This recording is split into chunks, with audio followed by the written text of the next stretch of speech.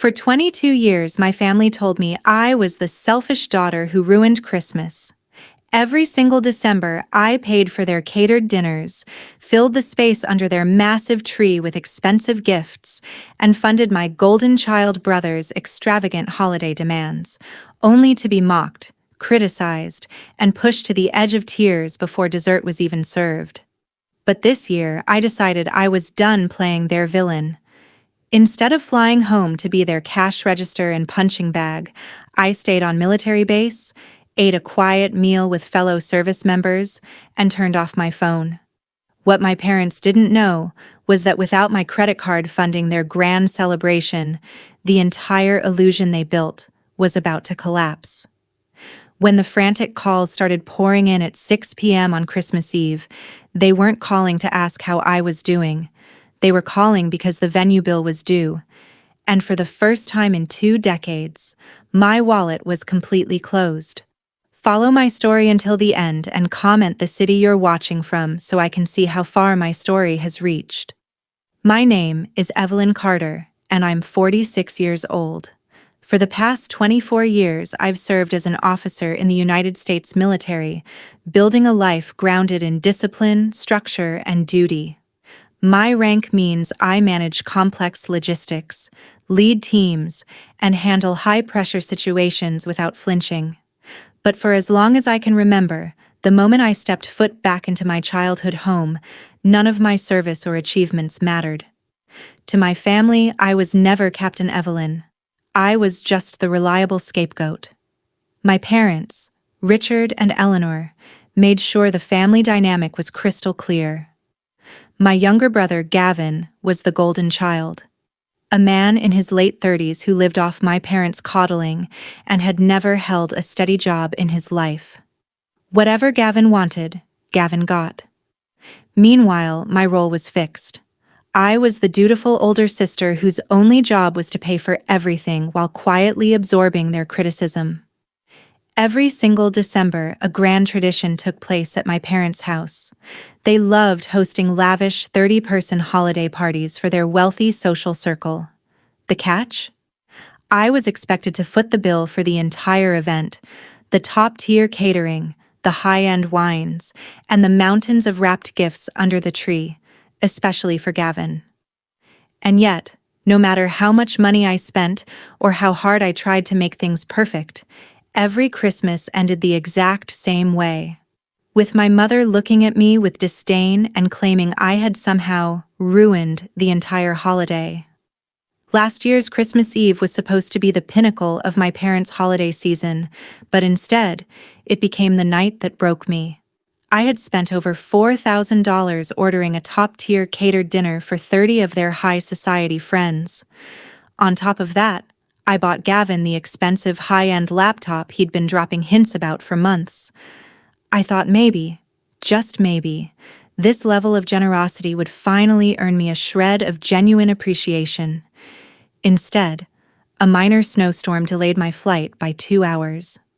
By the time I arrived at the house, exhausted, carrying arms full of last-minute errands, the guests were already sipping cocktail drinks. The second I walked through the door, my mother didn't say hello or ask how my flight was. In front of the entire room, Eleanor turned to me with disgust, her voice dripping with venom, and declared that my late arrival was ruining the entire schedule and making the family look disorganized. I stood there in silence, taking the public humiliation as I always did. Later that evening, while stepping down the hallway to grab a glass of water, I noticed the door to my father's study was cracked open. Inside, Richard, Eleanor, and Gavin were sipping scotch and laughing. My mother's voice carried clearly through the gap. "We just have to tolerate her for 2 days," she laughed dismissively. "At least she paid for the catering. Gavin, make sure you get the receipt for that laptop in case you want to trade it in." Gavin snickered, and my father agreed, calling me their personal holiday ATM. Standing alone in that dark hallway, hearing the cold truth from the people I had spent my entire life trying to satisfy, a switch flipped inside me. The betrayal in that hallway killed whatever desire I had left to please them. For the first time in my life, I saw my family for what they truly were. Shameless parasites who viewed my hard work as nothing more than an open bank account. I didn't cause a scene that night. I didn't scream, cry, or confront them. I simply packed my bags early the next morning, left quietly before sunrise, and resolved never to let them exploit me again.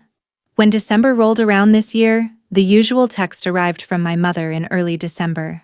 It was an unceremonious attachment containing a massive Christmas shopping list, along with the contact details for the high-end catering company, complete with an implicit instruction for me to settle the upfront deposit.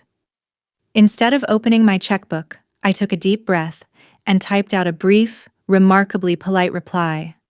I am staying on base for duty this year and will not be coming home for Christmas. Happy holidays. I purposefully left out any mention of money or catering fees. I knew how their minds worked. They were so accustomed to my compliance that they assumed I would still pay remotely from afar. For the holiday, I volunteered to take the duty shifts on base so the younger service members could travel home to their loving families. On Christmas Eve, while my barracks room was quiet, I sat down with my fellow officers for a simple, honorable dinner at the mess hall. There was no pretense, no high society performance, and no cruel remarks disguised as banter. For the first time in 24 years, I felt genuine peace. By 6 p.m. on Christmas Eve, the tranquil atmosphere of my barracks room was shattered. My phone began to vibrate against the wooden desk, lighting up relentless notification banners across the screen. At first, it was a single call from my mother, which went straight to voicemail. Then came a barrage. 3 calls from my father, 2 from Gavin, and a flood of frantic text messages that began piling up by the minute. Evelyn, answer your phone right now. Where is the catering confirmation number? They're here. Why isn't the decorator card going through?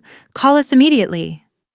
I sat back in my chair, holding my warm mug of coffee, watching the screen flash like an emergency beacon.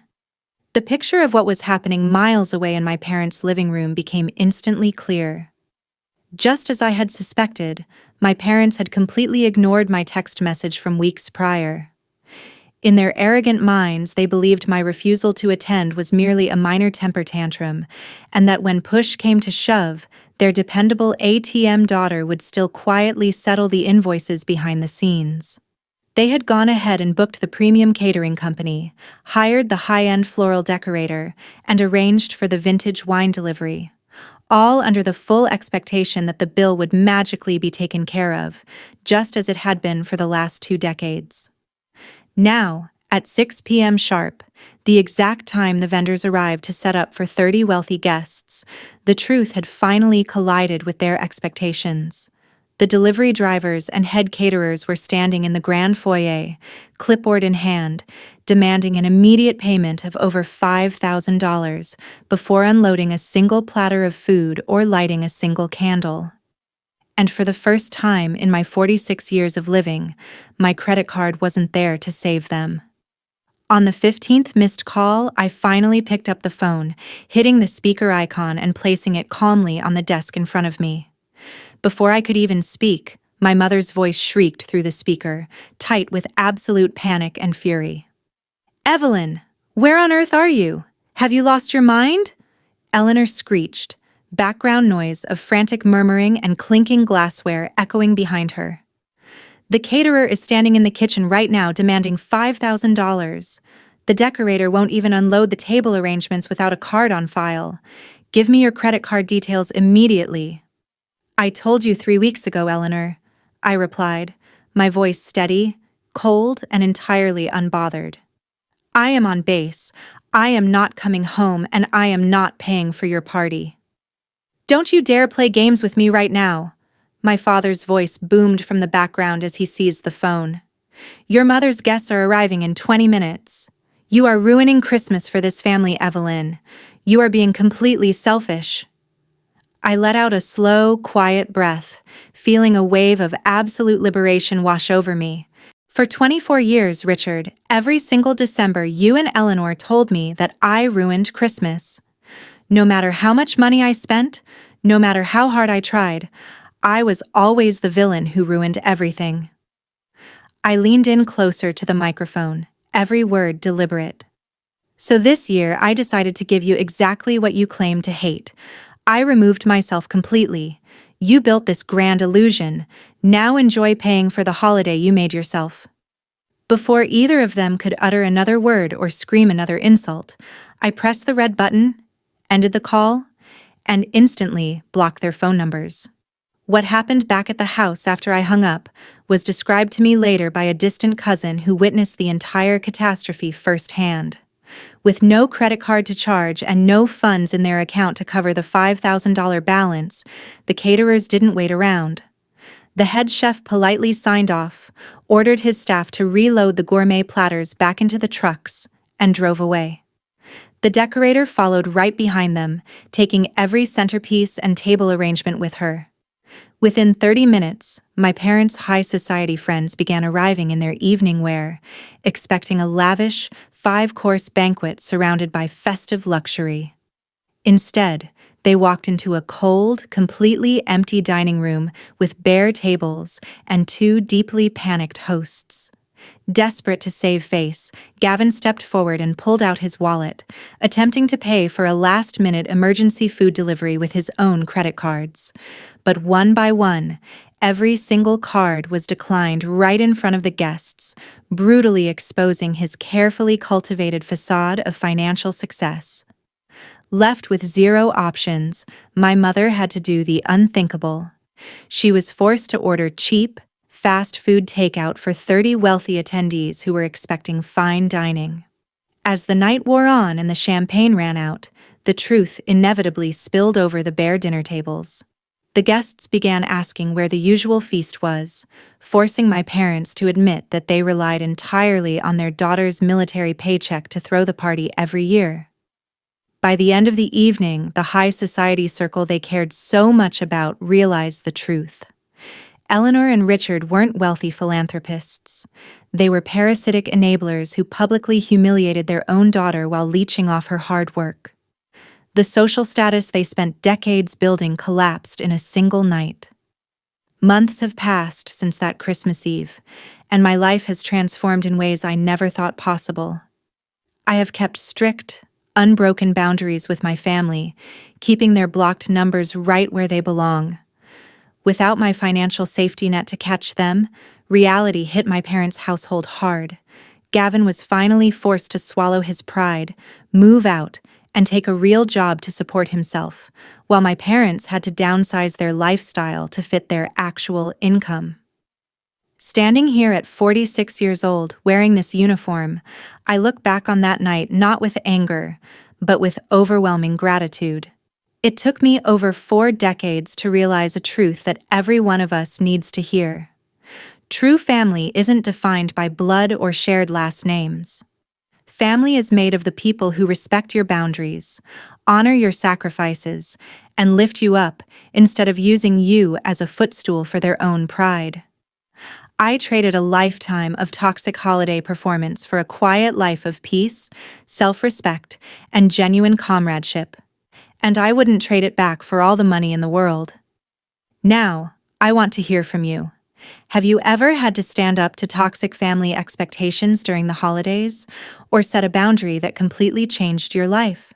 Comment your story below, tell me what city you're watching from, and don't forget to like and subscribe for more stories like this. Thank you for watching.